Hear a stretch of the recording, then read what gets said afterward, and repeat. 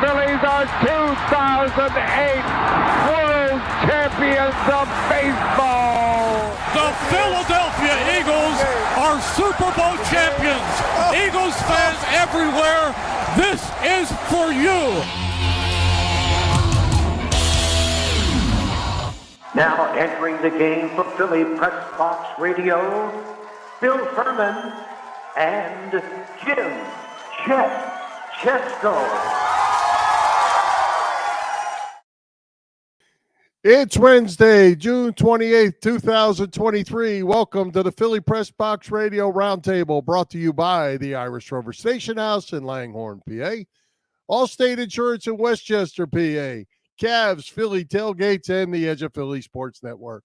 I'm Bill Furman. I'll be your host tonight, along with my partner, Jim Chet Chesko. Hey, Chet, the Phillies pulled off a couple rabbits out of the hat over the weekend against those awful New York Mets. Topped that off with a win last night in Chicago. The Flyers are trying to make some deals. The Sixers didn't make any draft night deals and haven't made any moves since. The Eagles are shut down for the summer. That's a good rest for them. And we have a Judy Arnold book giveaway tonight. As always, plenty to talk about on the Philly sports scene. Yeah, and we have a terrific guest joining us as well, Bill. But regarding that book giveaway, just real quick, as I noted on social media yesterday and today, make sure you're watching via our Facebook feed live here on Wednesday evening from 7 to 8, and click on message or comment on your screen. I think it's going to be in your upper right-hand corner. And in 2 or 3 sentences, if you're interested, hold up to give us a favorite memory of roller derby Hall of Famer Judy Arnold or the Philly Warriors from the late 60s, early 70s, or just why you want to read Judy's book, Derby Queen. And in about 45 minutes, we will pick the winner. So easy peasy. There you go. Well, as you mentioned, we have a great guest returning tonight, in Philly sports broadcast legend NEIL HARTMAN. So let's get to it. NEIL, welcome back to Philly Pressbox Radio.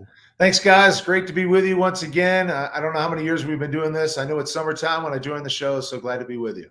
This is your 6th straight year, NEIL. And by the way, I don't know if you saw the promo. Our buddy Al Zafiri does this, and you have been upgraded to Philly sports broadcast legend. How about that?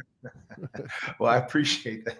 That just means I'm old. That's all. All right. That's all it means. But I appreciate it. I guess my legendary status is now teaching 10 and 18, 10 to 18-year-olds, I guess, or actually longer because I'm at Rowan too. So 10 to 22-year-olds. That's what I do right now. We will talk about that. Regarding the play-by-play camps, you said you had a great turnout in Philly last week. You're in Denver right now as we speak. We will talk about that. But let's talk about the Phillies first of all. They're playing pretty well.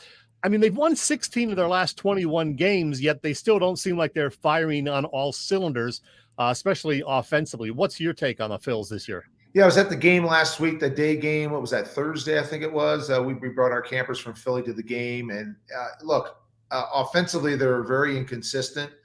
Pitching starting to pick it up a little bit, which is nice to see. I'd like to see Bryce start to get hot again. That would be nice to see. Look, the guy had no spring training. He came right off his rehab, right into playing. So I think if you can get all those things connecting at the same time, I think we'll feel better about the way the Phillies can play, the way we saw at the end of last year.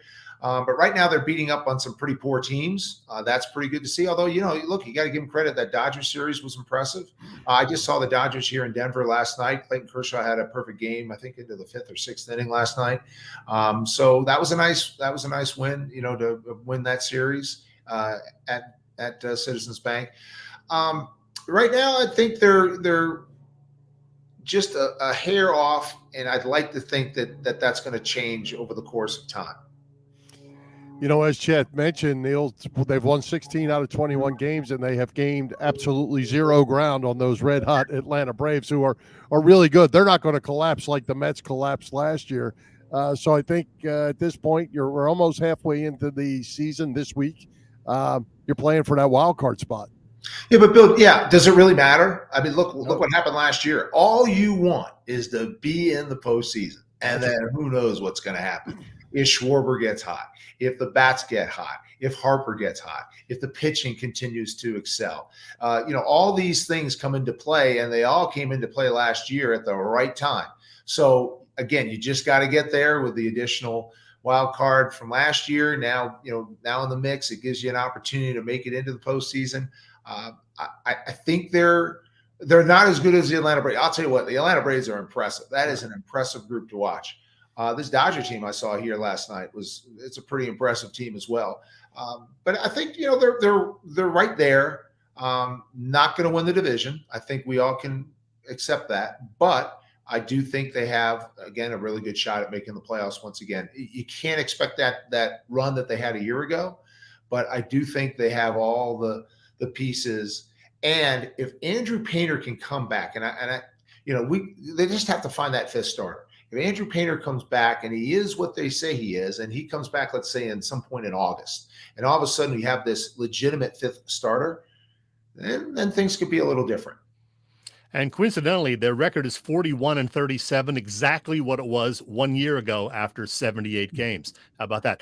Speaking of the pitching, how about what we got from Ranger Suarez, not only last night, but all through June? He's been terrific. Yeah, been great. I mean, you know what I love about him, and we saw it last year in the playoffs, just his confidence. And he's so calm about what he does on the mound. And it looks so effortlessly when he's pitching. Look, he was terrific last night. I looked at the highlights again. I was at a game here, but I did look at the highlights and just watching him control the game. Look, Chicago's not, the greatest team in the world, but I think it's just a nice to see him back to where he was a year ago, because it didn't start out that way early in the season. Hey, Neil, we've watched Kyle Schwarber and Trey Turner really struggle for pretty much the whole entire season. We've talked on the show here many times over the last month. How long do you continue with this? What do you say? Do you just try to be patient, and we know those guys are good players, that they're going to heat up and get it going, or you got to start moving some things around? Well, Bill, you got two problems here. One, defensively. I mean, I was at the game when he dropped the line drive left field. Yeah. I think you got to stick with him, just because when he does get hot, he's a difference maker. And we saw that at the beginning of this stretch of this winning streak for the Phillies over the last month or so. It was Schwarber who got hot in the beginning, and that's what kind of kick-started everything. Look, there's no better way to start a ball game when this guy hits a home run to start the game. I mean, it's just it just energizes everybody, the team, the fans. I just think it's a valuable asset to have him in the lineup when he does that. But I was at the game, when he struck out 3 times against the Braves. I think all 3 were looking. And that's not uncommon. That happens a lot. Yeah. I just think you have to be patient with him and understand that you're going to have a guy batting around 200. But if he's putting up 40 home runs and 80, 90, whatever RBIs, or even 75 RBIs, I think you have to accept that. And his leadership skills are off the charts. I think he's a big reason why that team blended and reacted the way they did a year ago so well as teammates. I'm going to be interested to see when what Bryce does when Bryce comes back into the field. How do they, and now Bryce can only play at first. I know when he's coming back, but I'm thinking almost beyond this year. Like, what do you do? Because Castellanos right now, the way he's playing is outstanding. Great game for Marsh last night. So I don't know what you're going to do in the outfield, but Schwarber should be a DH. He should be your DH. And then let's see, what you come up with at first base. And there's some moves to be made, but that's why I'm just some broadcaster. I'm not the manager, so I don't have to figure all this out.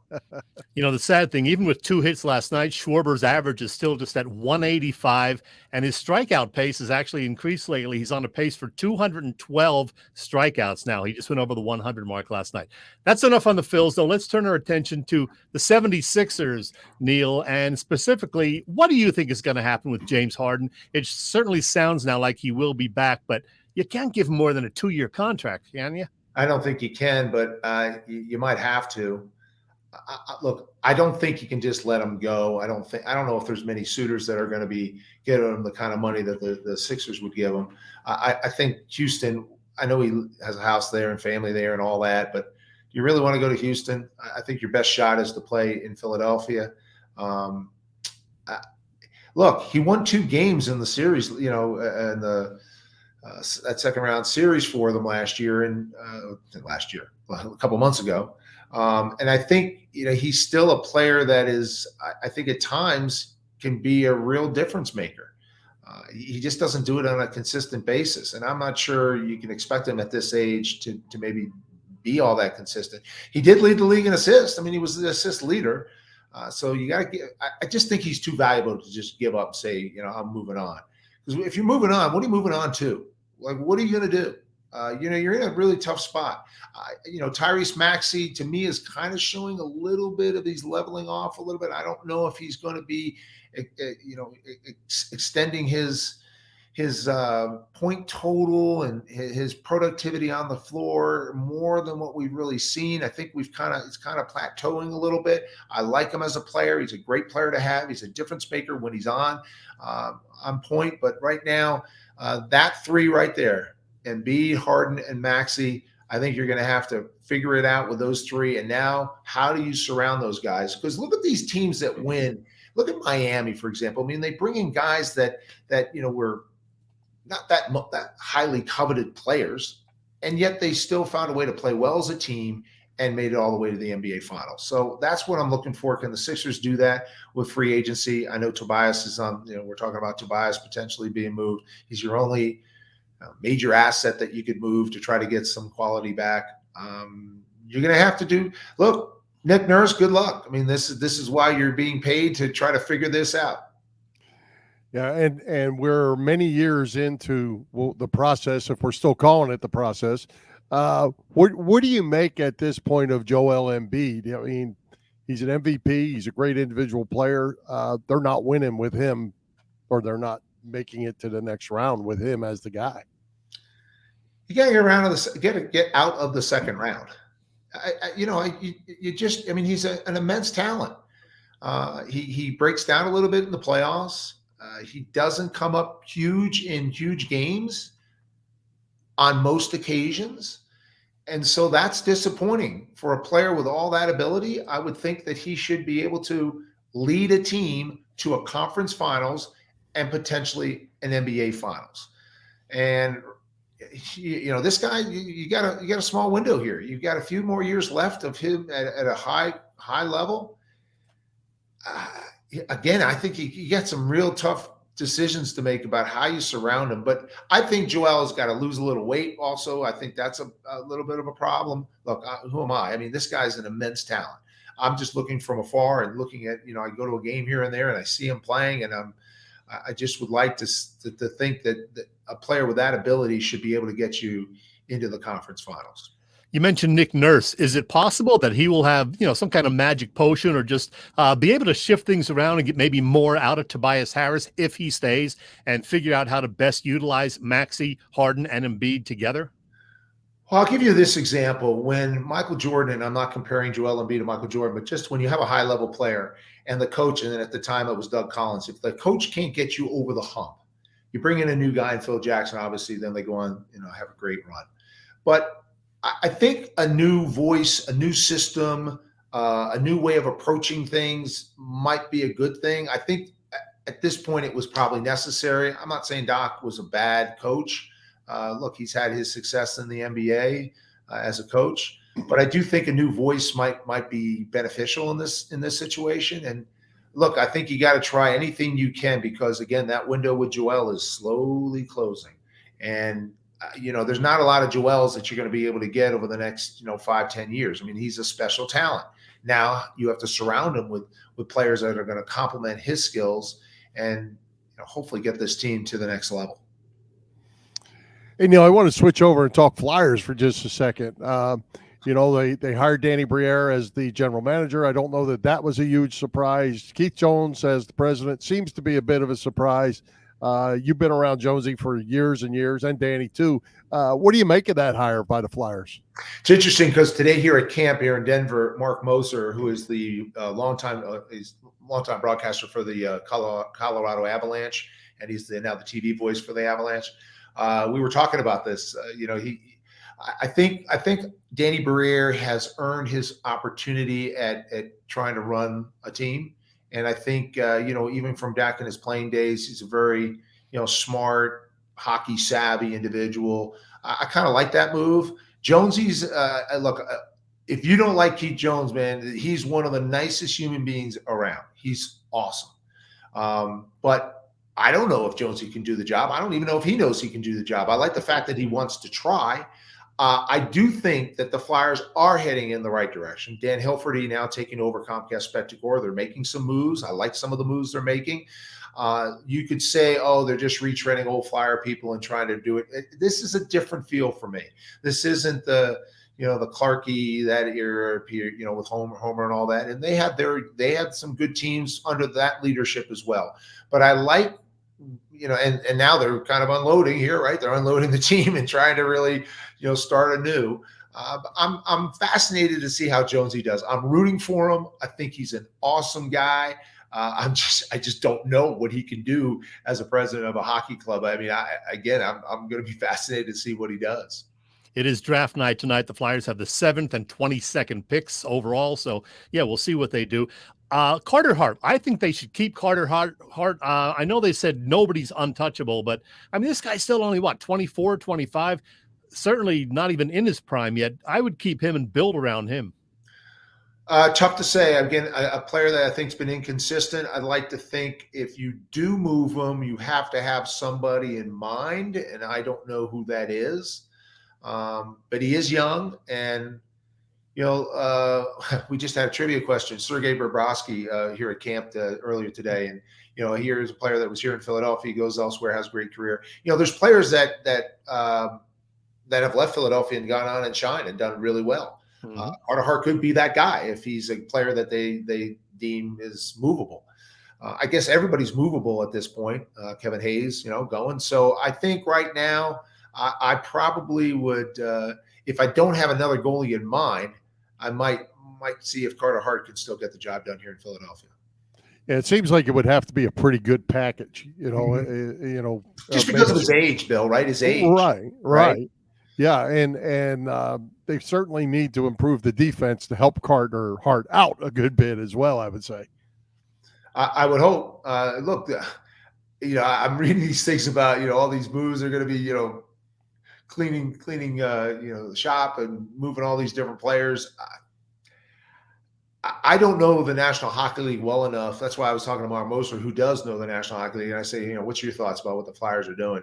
And I talked to somebody else a couple of weeks ago who's very, very much in tune with the NHL. And everybody's intrigued with what Philadelphia's doing. They're all rooting for Danny Briere and Keith Jones because they've been good hockey guys. I mean, great for the NHL. And I think that is hopefully going to translate into some positive, positive news about this club. Now, that's great, but you got to win on the ice. And if you don't win on the ice, right, all this goodwill of these hires and these moves and all that isn't going to matter. Well, Neil, we're intrigued by what you've got going on. Play-by-play sports camps every summer. Had I realized that the Philly camp was last week, we would have, had you on earlier to talk about that. But you certainly don't need any promotion. You had a great turnout. Tell us what happened with your sports camps last week. I heard it was a real great turnout and a good time. Yeah, it was probably our most successful camp in the history of play-by-play sports broadcasting camps. The camps were started by Jeremy Treatman and Stephen Goldstein in 2002. I've been with them now 7 years. I run 6 camps for them. They do a great job. We're in 16 cities all over the country. I'm here in Denver right now where we have a great turnout. We started this camp last year and really a great turnout. And then I'll go to Chicago, Seattle, Washington, D.C. But the Philly camp is always our marquee camp. We're all based in Philadelphia. We get some great guests. So we had Charles Barkley there last week. I brought Charles in. We didn't tell the campers he was coming. And if you've seen the video on social media, I know on my Twitter account, it's at 74,000 views. If you see it, I mean, the kids are just like absolutely stunned. Here's a guy, he's 60 years old. He's been out of the league for years. But because of all the commercials he does, because of all the work he does for the NBA, he's an identifiable star to these young people that are trying to get into this business or thinking about getting into this and pursuing it as a career. So that was pretty cool. And then just great guests and great counselors. We have great counselors, and so it's playbyplaycamps.com if you're interested. There's tons of camps all over the country. And here's the unique thing: our campers, like here in Denver, I have 2 campers from Kansas, Nashville, Cincinnati. There's someone from Seattle. I mean, they come from all over. It's amazing that they go to all these different cities and experience it, and then they'll go to another city the next year. But it's pretty good. And then we have obviously our locally based campers. So thanks for asking. I enjoy it thoroughly. It's very tiring. I'm in a college dorm at the University of Denver right now. This is my life right here. I'm not in some ritzy hotel room right now. I got my hat on. There are guys that just went to dinner. I'm going to be following them, and we'll probably be playing wiffle ball tonight. So that's my life here in Denver right now. Nice. So Neil, it's 10 to 18 years old, I believe, right? The camps? Correct, 10 to 18. Yeah. So these guys are learning in the camps and all that. And we know at Rowan you teach the broadcast journalism, I guess is the proper title. Sports communication and media. So I help oversee the sports communication media program with Dr. Emil Steiner, who's a PhD. And so with his academic background and I guess my experience from the background, we kind of work together really well. And we have 350 kids in that program. So we're going to hit our 5th year starting this fall. So it aligns with what I'm doing here in the summer with what I do at Rowan University, is being able to, mentor and help guide young people into this sports industry. So for these youngsters, are they teaching this in the high schools now? I know in my own son here at high school, he had they had a TV communications class, whatever, very small, but very good. It was a competition type thing they had within the county and all that. Is that happening more and more in the high schools so these kids can come and take what they learn from you, take it into their schools? Yeah, 100%. There are more and more, I'll take it to the college level. There's more and more that I'm seeing coming into Rowan that have had high school experience calling games or doing a podcast or their TV station at their high school. So there's more and more of those. And it starts here with these youngsters that I have here in camp. I mean, there's some of these kids that you can just identify and say, oh, that young guy, that male or female, that young girl, young boy, they're going to be really talented someday if they stick with it, because they just have the presence about them when they're doing all the different exercises that we have do. Last night we went into at the game. I brought him Drew Goodman, who's the voice of the Colorado Rockies, a longtime friend. He went to Ithaca College shortly after I went to Ithaca College, so we've known each other a long time. And Drew we had 18 campers go through the TV booth last night in Denver, and we do that in other cities, and it's just an awesome experience. So you try to put them in an environment where they're stimulated by what they see, and they witness firsthand what a professional does, and hopefully that translates into their growth development in this business as well. But at Rowan, I'll give you an example. I have a student named Aaron Hook who's going to be a senior this year. Aaron came with us. He's from North Jersey, and he came to campus, and we're at these auditions for the Delaware Bluecoats. We broadcast on Rowan Radio the Delaware Bluecoats and the Wilmington Blue Rocks in single A baseball. And so when Aaron comes into the auditions, I didn't know who he was. He was a freshman at the time, and he's doing this audition, and I'm like, holy moly, who's this guy? Where did he come from? Because you could see how smooth he was. And then I go back and I go on YouTube and I see him doing high school games the last 2 years of his high school career. So that's where the experience is coming from. And then it's my job, I feel, to try to make you better and to try to give you opportunities. We have over 50 students a semester that intern all over the city, all over the region, with all the major teams in Philly. So, and then they also have chances to broadcast. So, again, as you can tell, I could talk all day about this. I'm really energized by it. I love the opportunities that I've been given at Rowan, and I'm very appreciative to be in this line of work now. 35 years as a sportscaster, it was good. It served me really well, but now I'm just in a different capacity. Awesome. Hey, Neil, I just realized, forgot to get your Eagles take. Tough Super Bowl loss, of course, in February. Are they still the class of the NFC? Do you think they can get back to the Super Bowl? I know that's always tough. Yeah, I mean, anytime you come, off a year like that, your season goes so long, and you got to ramp it up again and get back out there. But here's what I'm encouraged by. watching Jason Kelsey chug a beer today at his charity event in Seattle City, I'm encouraged that he is in the right frame of mind and go into training camp in July and to be able to lead the Eagles offensive line once again. I'm ready to challenge him, Neil. Is that guy the greatest dude in the world? He is. I mean, he is just, how can you not love Jason Kelsey? It's just awesome what this guy does. And the fact that he's coming back, just the leadership quality that brings that offensive line. It all begins at that line. Now defensively, the Eagles are going to have a young defensive line. But that offensive line, with Kelsey there, man, I just don't know how you don't have a really good offensive line, provided they're all healthy, and that's the big thing in football. But look, I'm betting on that guy right there. I'm betting on that guy to get the job done and help. And look, and how can you not love Jalen Hurts and his work ethic? Yep. There's so many things about this Eagles team that I'm very intrigued with. I'd love to see them. Look at that guy. Look at that. That's a competitor right there. That is a competitor. That's a leader. And that's the guy that I'm thrilled to have leading the Philadelphia Eagles. We're pretty fortunate in Philadelphia to have a football team that's been kind of put together. Hey, look, give Howie credit. Howie's done an unbelievable job. Absolutely. All right. Well, Neil, we have used up all our time, but before we let you go, can you let everyone know where they can follow all your social media activities, different things you have going on, and your camps? Oh my goodness. I'm on Twitter. My main source is Twitter, NEIL HARTMAN TV. I believe that's what I am. NEIL HARTMAN TV. Okay. That's it. Okay, good. That's my I don't know mine either. I have no Twitter idea. handle. I receive a lot of people reach out to me on LinkedIn, which is great. A lot of people ask me to look at their resume, their reels and things like that.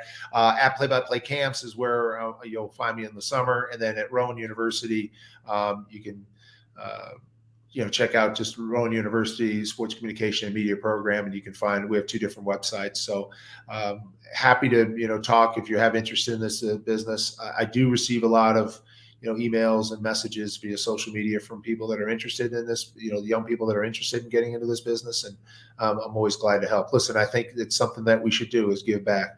And that's what I do. All right. Well, hey, Neil, as always, we appreciate you taking the time to join us for the 6th straight year. And good luck with the camps. You know what, Bill? I just thought of this. Normally, I'm by the pool. Right. I'm not in some small dorm room. That's right. Maybe next year I'll be at the pool. We'll see. Okay. We'll see what happens. We'll plan better for you. Thanks for the time, guys. Congratulations on 9 years of doing this show. It's always great to be with you. So thanks again. All Thanks, right. Neil. Thank Take you. care. Good luck in your wiffle ball game. Thank you. Oh man, it's killer time. Let's go. See you guys. Thanks, Neil. All right, Chet. Summer is here. Gas prices are going up a little bit. It's time for you to save some money with Allstate's pay-as-you-go auto insurance. Yeah, that's right, Bill. Allstate's pay-as-you-go auto insurance puts you in control. You only pay for the miles you drive.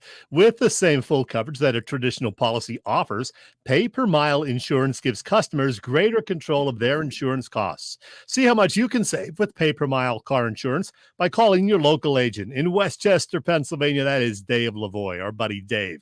And by the way, in addition to auto insurance, Dave's Allstate office also offers home and renters insurance, life insurance, business insurance, and more.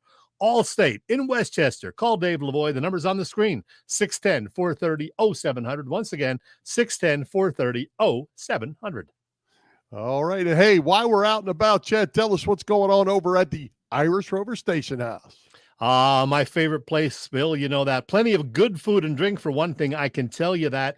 As usual, they've got, dinner specials and killer burgers on Thursdays. They have steak and chicken kebabs as a dinner special this Thursday. Of course, my graphic showing that disappeared. Oh, well. I really shouldn't think about these dinner specials when I'm as hungry as I am. Always 24 beers on tap and a great bunch of beer tenders and wait staff at the Irish Rover Station House. And, this is the deadline. Today, Wednesday, the 28th, is the last day and evening you can vote in the Bucks County Communities Choice Awards. And not surprisingly, the Irish Rover is nominated in several categories. You can point your phone's camera at this QR code on your screen right now if you want, and vote for the Irish Rover in the various categories: best restaurant, best happy hour, etc.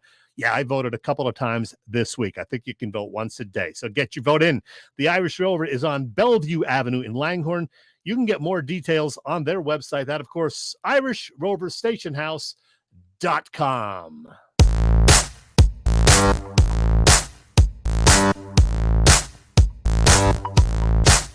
Hi, football fans. This is Merrill Reese, and you're listening to Bill and Chet on Philly Pressbox Radio. It's good!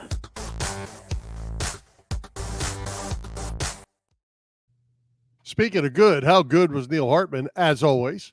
Oh, man. Well, he is a professional broadcaster and a broadcast legend, Bill. Absolutely. He's been doing it for a couple days, too. Hey, speaking of good, our Judy Arnold contest, tell us what we're doing here. Let's go. We got to get this thing. Yeah. Before we continue with our sports talk, we need to make sure everybody knows what they need to do, because now is the time to do it. Between now and 7:45, you got 15 minutes. If you're interested in this great book, and it is a terrific book, Derby Queen, the Judy Arnold story, you're going to get a signed copy. Let me see. I got the book right here, and yeah, it is signed. Judy Arnold, okay? Between now and 7:45 Eastern time, as you're watching live on Wednesday evening, make sure that you are on our Facebook feed and simply click on the comments button, and in 2 or 3 sentences, give us a great memory of Judy Arnold on or off the banked track, or about the Philly or Eastern Warriors in general, or just why you would want to read this terrific book, Judy Arnold's Derby Queen. We're going to post some of the best ones in the next 10 or 15 minutes, and then we will pick a winning entry, either, by Bill and I mutually agreeing on which one is the best, or if we can't agree, if there's like 4 or 5, we'll take those 4 or 5 best ones, and we will put them in the magic hat. It's actually a little soup bowl, and we will put the names of the best ones in here and just draw one of the winners for the book. Got it? Okay. Winner gets this book in 15, 20 minutes right there. Judy Arnold, right here on Philly Pressbox Radio. Okay, so just to be clear, you're talking about going to Facebook to the Philly Pressbox Radio page and leaving a message. No, right here where you're watching us. So right here during the video, you go up in comments. Over in archive. That's what I was thinking you meant. Okay. All right. So hopefully we'll see some come in. We got a handful of people here, and somebody going to win. Somebody will win the book. Well, speaking of winning, Chet, the Phils pulled one out last night, had a nice win with Ranger Suarez, as we discussed. 2 out of 3 from the Mets. The Mets basically kicked away both of those games. The Phils should have been swept, but good wins against the Mets. All wins are good wins against the Mets. What are you making of this Phillies team? We're at the halfway point this week. Yeah, there's still 3 games out of the final wild card because, as you said, everybody in front of them keeps winning. I mean, the freaking Marlins keep winning, for God's sake. The Dodgers, we know the Dodgers are good, so they're ahead of them in the wild card by 3 games. The Marlins, I think, have the first or second best record of the wild card teams. We're not catching the Braves. We can pretty much bank on that, barring a major collapse by the Braves, which I don't see. But I'm still confident. Like I said, they had the same exact record as they did last year at this time, 41-37 through 38 games. I still think Schwarber's going to get better, at least offensively, not defensively. Bryce Harper, I'm pretty sure he's going to get better as he continues to get his strength back. He's still hitting close to 300, just not, driving in as many runs or hitting the long balls that we would have hoped. But, he's still recovering from that Tommy John surgery. So I'm okay. And the best thing is the fact that the pitching staff is really looking good right now. Nola with a great start last week. Suarez has been terrific all throughout June, as we discussed. Zach Wheeler has been up and down a bit of late, but I have faith in Zach. And as Neil mentioned, you got to get the 5th starter situation straightened out. Christopher Sanchez, though, actually did okay in both of his starts. So for now, he's okay. If they get Andrew Painter back the end of July, first part of August, that would just be a pleasant surprise. Not going to count on it, but somebody's got to step up. Well, and Walker, you didn't mention Walker. Oh, Taijuan Walker, yeah. He's pitched real well, too. Very well. And actually, if you look at Suarez and Walker, they probably pitched every bit, if not better, than Wheeler and Nola, if you were to pair them up. So, the starting pitch is coming around. The closer is solid. They still have a few bumps in the road from time to time in the bullpen. We got to start hitting the ball. And, we talked about Bryce Harper a bit last week, and I said, hang in there. He's going to come around.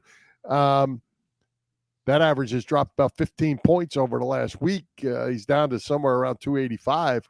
And he will come around, I feel pretty sure, unless they've just brought him back too soon and he can't get the strength back that he needs or whatever. But Harper's a baller, and he I feel pretty sure that he's going to come around. Whether that 1 and 2 spot can hit more than 200, that's a problem to me. Trey Turner, though, has looked a lot better of late. Still not doing it every single day, but what we saw the other day where I guess it was that crazy Mets game where, he got a couple of hits. He got hit by a pitch. He stole a couple of bases. That's what you want to see out of Trey Turner. So his average is slowly creeping up, and you want to see him on base because he still got the speed, obviously. He stole second and third in that one particular occasion. So Trey Turner's picking it up a little bit, and Bryson Stott looking up and down of late, I got to be honest. But and then the Brandon Marsh 2-homer night Tuesday night against the Cubs, that was nice to see. So a lot of positive things right now. The weekend against the Mets, even though they won 2 out of 3, they weren't overly impressive, and the Mets, frankly, just stunk. But beating Chicago out there was nice. I know Chicago may have had a little jet lag coming back from London, but hey, we'll take it. So I think better days are ahead, and I do think the Phillies are going to be right there in September. Yeah, well, and they need to win the division games. They need to beat the Marlins when that time comes, which has not always been easy for the Phillies over the years. And but I'm with you a little bit on Marsh. Stott, is creeping up around 300. It does appear, unless he's a manager's pick, that this Nick Castellanos is not getting the All-Star vote unless he ends up being an extra add-on by the manager once. And I believe that manager is Rob Thompson. It is indeed. Yeah. So he'll be on the All-Star team. Yeah. Good. And Bryce Harper, I guess, is in a runoff. Bryce does not deserve it this year. Let's face it. And, he should just stay home and continue. Give that spot to Nick. Yeah. Yeah. So, and Nick Castellanos has had a great year, and hopefully that continues. And he's a typical third hole hitter that you want, driving the ball all over the field, getting a lot of doubles, hitting with a little power. So good to see that. JT needs to get tuned up a little bit. We would have never questioned the bats, and the bats are really what's struggling. Yeah, they are, but there are signs that some of these guys are coming out of it. So, like I said, I'm confident. The big concern for me was the pitching. As we discussed, the pitching has been very, very good the last few weeks. So I'm feeling optimistic. Speaking of optimistic, Bill, I can tell you that a lot of comments are coming in now regarding the Judy Arnold book. So that is good to see. We're going to have some work to do, Bill, in 8 or 9 minutes, picking a winner. All right. Well, in the meantime, let's give a shout out to all the shows over at the Edge of Philly Sports Network this week, Chet. The gang has all the bases covered. You can catch all the action at www.eopsports.com, as well as Edge of Philly Sports on YouTube. You can also find our show, Philly Pressbox Radio, on our YouTube channel. So please help us all out. Hit those subscribe, follow, like buttons, and as always, share with your family and friends. The more, the better. Yeah, and we are getting more and more likes and subscribers, Bill, so that is a good thing to see. Remember, last year our goal was to get up to 200. We got a little over the 200 mark by December 31st. I think we're up to like 268 now, so I think we're going to crush going through 300 by the end of this year, and I'm greedy. I want 400. Why not? Hey, why not? That's for sure. We're glad to have the people on board. And hey, not that it's an anniversary, but we'll call next week an anniversary. We'll be 450 shows, Chet. How about that? 449. I don't know if you could. We'll call it a milestone. How about that? There you go. Yeah, I call a milestone every time my feet hit the floor in the morning. At this point, some days I'm wondering. Remember I told you I had a pinched nerve starting May 30th. I've still got it. It's gotten a lot better, but man, it's tough getting old. Oh, geez. Well, hey, one other Flyers comment I wanted to make. Didn't get to do it with Neil, but what about the NHL appearing to be blocking some trades because of the contracts? That's interesting. Tony DeAngelo, they wanted to move to Carolina. That didn't go through, at least at this point. Yeah. And then, all this talk about a big trade with St. Louis ended up to be not a big trade at all, and probably not a good move for the Flyers. Yeah, Kevin Hayes is gone, and you get only a 6th-round pick for him, plus you got to pay half his salary. That is not a good deal. Our buddy Sam Carchidi, he had some thoughts about it, and there it is. Yeah, we can understand trading Hayes, but that's all you're getting, a 6th-round pick, and you got to pay half his salary. So he did not give Danny Briere good grades on this one, a D+, he said. Well, and I would have to agree with them. I mean, you basically gave them away, but you ate the salary too. And a 6-rounder making the NHL is not a sure thing for sure. Yeah, really curious to see what happens tonight. As we said, the draft is underway now. We'll see if the Flyers stand pat and make their picks, or if they move some more bodies. So we'll see. Yeah, well, they do have 10 picks tonight, so or tonight and tomorrow. So there's plenty to be done this year. And also on that contract deal, I know the one with D'Angelo to Carolina. The question was that they did not have him under contract for a year. So once the 1 year date is up, which is July something, then they can make the trade. Yeah. And even though the Flyers administration that made that trade is no longer here, that's not okay. So apparently those things carry over. Yeah, I think Tony's going to get moved. So he should start packing now. Yeah, it's almost sure that's going to happen. Hey, again, jump over to the Sixers real quick. The Tobias Harris stuff is heating up. Tobias is paying a lot of attention apparently to social media. That's a mistake, Tobias, by the way. What do you make of Tobias' comments that they would trade him for a cookie? Yeah, well, he's involved. He's an investor in the Crumble Cookie franchise or something. So he got in on that. So I give him credit for that. That's okay. But yeah, you don't want to get too involved with going back and forth with people on social media. I like Tobias. I really do. I mean, it's not his fault that he's getting overpaid. And if he does stick around for another year, as I said with Neil, maybe Nick Nurse will have the solution to get more out of him, maybe get him a little more involved in the offense, because I think he is a decent shooter. He's a quality NBA player. He's just not worth $38 million a year. Yeah. I'm really interested to watch how this is all going to turn out for the Sixers, because somehow you have to rebuild and you don't have picks and you don't have money and you don't have all the things to rebuild with. I'm not sure how they're going to make that work. Yeah, I don't know, but we'll keep an eye on it. Of course, Tobias, we love you, but you may be gone. We'll see. There you go. Hey, speaking of gone, what's going on at Bob Cavanaugh and the gang at Cavs Philly Tailgates? Well, Bill, Bob Cavanaugh at Cavs Philly Tailgates has been cooking up a terrific catering business for more than 30 years now, known best for their tailgate parties. Cavs is a 3-time winner of Philly Tailgates, Jack Daniels Great American Tailgate Party Contest, and a past winner of the Philly Daily News Tailgate Award, featured also on the Food Network. Cav has hosted a lot of tailgates at Citizens Bank Ballpark. He's got another one scheduled for Saturday, August 5th. That's before the Phils-Royals game at the ballpark. Check out the menu for that one. This is the typical menu for the baseball tailgates. Good stuff, man. I've had a lot of that. The pulled pork is to die for. Who doesn't love a Philly cheesesteak? Come on. And yes, there's some adult beverages included in their tailgates as well. So good stuff all the time. Cavs also does corporate events, graduation parties, you name it. Philly Tailgates, the way to go. If you need more info, email them at cavscatering@verizon.net or check the website phillytailgates.com. And of course, they work closely with the guys at Philly Sports Trips, Vince and company. And look at the lineup of things they have coming up. The trip to Wrigley Field this week was a sellout. Of course, you probably saw a bunch of those guys on TV. They're going to Pittsburgh later this month, San Diego in September.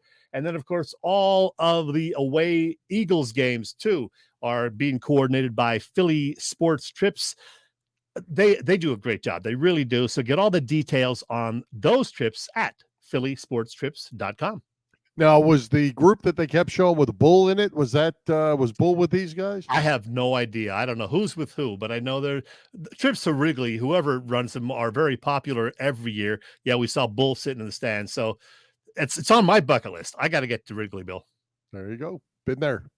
I'm sure. All right. Hey, we're getting close to our Judy Arnold book giveaway, Chet.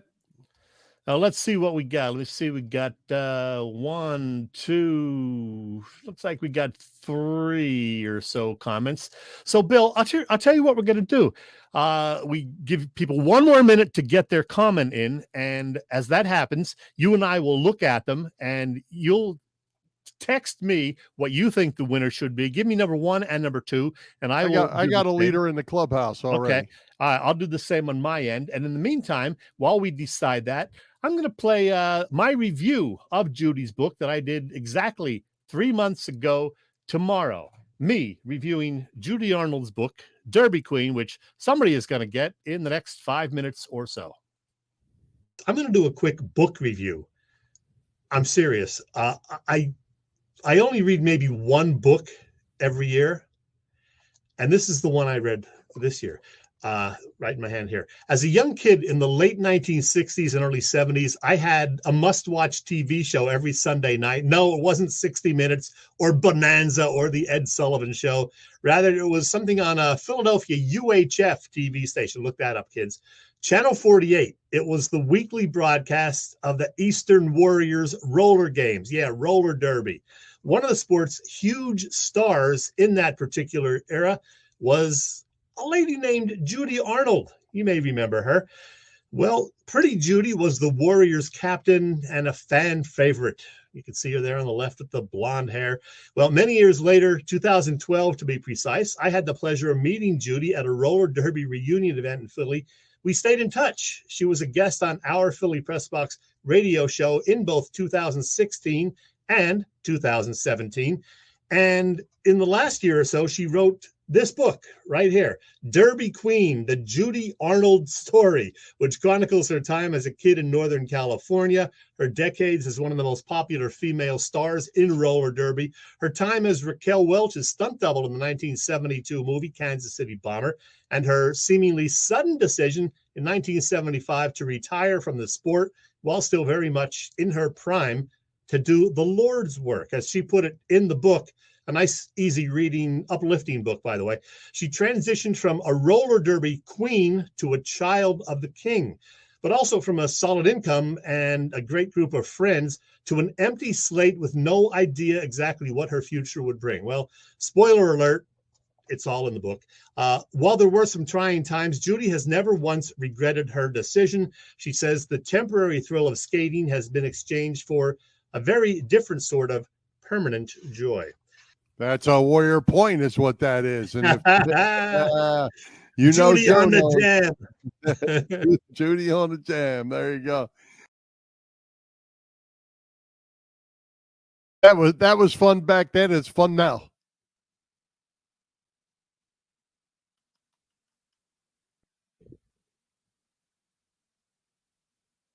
Turn on your voice. You can't hear me. Can you hear me now, Bill? Now I can hear you. Jump back in here with us. God, I need NEIL HARTMAN's broadcasting class. You have to turn the mic button on before you speak. They didn't teach me that right away. All right. So we got 1 more minute, don't we? We got 4. No, we're good. We're done. We gave them until 7:45, 7:46. So okay. Time is up. We got 4 or 5 real good comments. I posted them during Judy's interview, but you texted me and I had written down the same one as our winner because pretty thorough from this guy, Joe Bonder. Never met Joe, but he likes our show, and he would love a signed copy of Judy's book. Who doesn't have the memories of Buddy Atkinson, Jim Trotter, Pretty Judy, and the Warriors? Yeah, Channel 48, UHF. So, Joe, you got yourself a book. Congrats. There you go. Good deal. Congrats, Joe. Good giveaway, too, Chet, by the way. Yeah, and again, thanks to not only Judy, but to the Capital Assembly of God Church in Hamilton, who donated 24 books the day that Judy spoke there a few weeks back. So Judy kindly gave, one of those to me, even though I had already gotten one previously, because I told her we would like to give it away tonight. And Judy said she was going to try to watch tonight. So if she did, hello, Judy, and you have another proud owner of your book, Joe Bonder. Joe, you will enjoy it. I promise you that. There you go. All right. Hey, Chet, I wanted to throw something in here off of our agenda that I saw today. And speaking of Joe Bonder, Joe's a St. Joe prep guy. If you knew that, he's our age, but he's a St. Joe prep guy. Ohio State quarterback Kyle McCord is also a St. Joe prep guy. It came out today that Kyle will be driving a 2023 Mercedes-Benz AMG GT53 this season as part of an NIL deal with Mark Wahlberg Chevrolet in Columbus. So what do you make of the Wild Wild West that is college? We're going to call it college athletics because they are not student athletes yet. They are businessmen these days. What do you make of this? It's a whole new world, Bill. I mean, we knew that was going to happen when this came about, 2 years ago, the whole NIL thing. We've talked to Leslie Goodell about it. We've seen stories written about it in like the business section of the Wall Street Journal. As you said, it is a whole new era. It's the wild, wild west because, you got kids essentially getting paid in either, money or cars or whatever. So it's just the way it is. And, it's not like what we were used to, but it's a new era, Bill. Yeah. And, I think that the thing that's probably, there's a lot of worrisome things about all this, but student athlete is not, I don't think it's the right word to use for these guys anymore. They're athletes.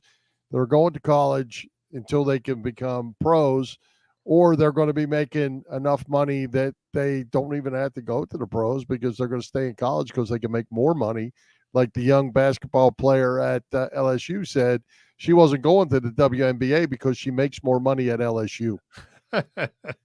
Oh, man. What has happened to the sports world, Bill? I don't know, but it's not getting better. This isn't getting better, I don't think, unless you're one of them. Oh, there's a comment from Judy Arnold. Let's get that on the screen. Judy is watching us. Get it on there, Bill.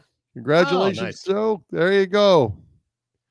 Thanks, Judy. Appreciate the book. Appreciate the time, as always. And we love having you on our show.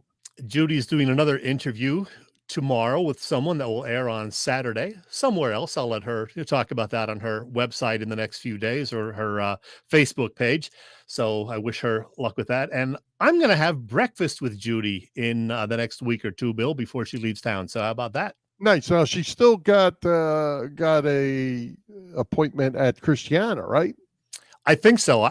She hasn't confirmed that was happening for sure as yet, but that was the plan in Christiana Del Oro. She will post all of that on her Facebook page for sure, and I'll try to reshare it once she does.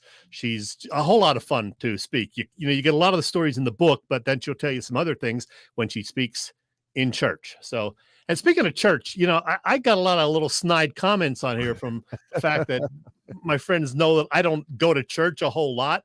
So that is true. But yes, I did go for Judy because she's got a story to tell and I enjoyed hearing it. And the folks at Capitol Assembly were great. So I appreciated it. All right. Good deal. Hey, well, you know what? Before we move on, I'm squeezing something in here. Well, hang on a minute. I got to squeeze this in. There you go. Thank you, All right, Judy. go ahead. What do you have, a random Chet to stick in here? I just decided last night to throw in a random Chet, so I stayed up late slapping this together. Thanks for telling me. Had to do it. Here we go. Philadelphia Radio is losing another legendary broadcaster this week. John DeBella will sign off for good at the conclusion of his Friday morning shift after 21 years at 102.9 WMGK. 48 years overall in radio, the last 41 of those years on Philly airwaves. Now, John started his career at Long Island's WLIR before arriving at 93.3 MMR in 1982, and he soon became the city's top-rated morning DJ thanks to his popular Morning Zoo program with his fellow rock and roll animals Mark the Shark Drucker, Chip Horanek, and Clay Heery, who, you may remember, MMR had lots of quirky TV ads in the 1980s, like this one that John did in 87. Philadelphia's home of rock and roll. We've been together from Woodstock to Live Aid, from the Rolling Stones to U2, everything that's rock and roll. And to thank you for your loyalty, WMMR is giving you something special. Tune to the Morning Zoo tomorrow and find out exactly what WMMR has for you, our loyal listeners. We're perfectly serious. You may not remember that before DeBella and company topped the Philly ratings during the Morning Zoo era, His show was actually called The DeBella Travesty, but as John tells it, management convinced him to change the name after their research found that more than half of the audience didn't know what travesty meant. That's a travesty in itself. Surprisingly, although I've become friendly with a lot of the MMR and MGK folks over the past decade or so, I never actually talked to John DeBella outside of a real brief hello way back in 1985 when I picked up this Morning Zoo album, the comedy album, Abbey Dirt Road. That was at a launch event over in Langhorne. Even got it autographed by John DeBella, the late great Mark the Shark, and the rest of the Morning Zoo crew. I could mention the whole Howard Stern nonsense, DeBella's move for several years to WYSP afternoons in the late 90s and early 2000s, his friendship with MMR's Pierre Robert, John's annual Veterans Radiothon that raised a ton of money, and much, much more, but, well, time won't permit. John DeBella will have plenty of time after this weekend. In retirement, he and his wife, Lisa, are moving to the Carolinas to enjoy the good life. Well, here's to you, John. Always look on the bright side of life. And as you would tell us every day, don't take any crap from anybody. Very nice. Nice to slip that in there. Thanks for telling me. Yeah, Friday morning will be his last day, his farewell. So all the best, John. All right. Hey, PJ tells us that the Flyers are on the clock right now for pick 7. Okay. All right. Hey, Chet, great guest tonight in NEIL Hartman, who is coming to Philly Press Box Radio next Wednesday for number 450. I don't know yet, believe it or not. I did ask someone, reached out to a certain someone Tuesday night, and again last night, have not heard back. So I don't know if that's a good sign. So if I don't hear back tomorrow, I will have to find someone else, and I will let you know. All right. Sounds good. All right. Let's take another quick break. Thank our friends at the PPCC 118 Raz Room. They post great sports memorabilia on their Facebook page so people can take a chance of winning something they may not be able to afford or have access to. All items come with certificates of authenticity. They continue to run out great autographed memorabilia from all the Philly teams and more. Check out their Facebook page. Like it or follow it. It's PPCC 118 Raz Room. That's right. PPCC 118 Raz Room on Facebook. Yeah. All right. What else you have for us tonight? Anything you want to throw in there? Well, I'll tell you one thing. I was actually hoping to have Lauren Hart on our show tonight for a couple of reasons. Today is Gene Hart's 92nd birthday, the late Gene Hart, her father. He would have been 92 today. So I was hoping to get Lauren on, but she is actually away, I believe, this week, but she will gladly join us later this summer. So something to look forward to, Lauren Hart. Gene Hart. The late, great Gene Hart. Absolutely. Yes. Yes, he was certainly a great one. So something to look forward to, Lauren Hart, later this summer we will have. It would have been Hartman and Hart. That's the other thing. That's kind of cool, you know? Yeah, didn't they have a TV show that was close to that, right? Heart to Heart, yeah. Oh, there you go. And speaking of birthdays, Bill, 97 years old today is the great Mel Brooks, right? Yep. And somewhere I'm thinking you're going to throw a picture up there. Of course, there it is. Mel Brooks, some of his many memorable roles. I mean, for most of us, I think our age, Young Frankenstein and Blazing Saddles were the two that we remember most. A couple of classics from the late 1970s. Well, he had a run there in the 70s and early 80s that was he kept just throwing out hit after hit movies. They were all good. Yeah, Spaceballs, History of the World, Part 1, et cetera, et cetera. So Mel Brooks, happy birthday, my friend. 97 years young. All right. Well, let's go ahead and wrap it up, Chet. Good idea on the Judy Arnold book. Thanks to Judy for joining us. Congratulations to Joe for winning. Let's thank tonight's special guest, NEIL Hartman, our sponsors, the Irish Rover Station House, Cavs Phillies Tailgate, PPCC 118 Raz Room, and Dave Lavoie of Allstate Insurance in Westchester, PA. For Jim Chet Chesko, this is Bill Furman. We hope you enjoyed the show. We'll join Philly Press Box Radio next Wednesday, July the 5th at 7 p.m. You can see us live on Facebook. Listen through our website, phillypressboxradio.com, on Google Podcasts, as well as Apple Podcasts, iHeartRadio, and all the others. With that, high hopes, Philadelphia sports fans. High hopes.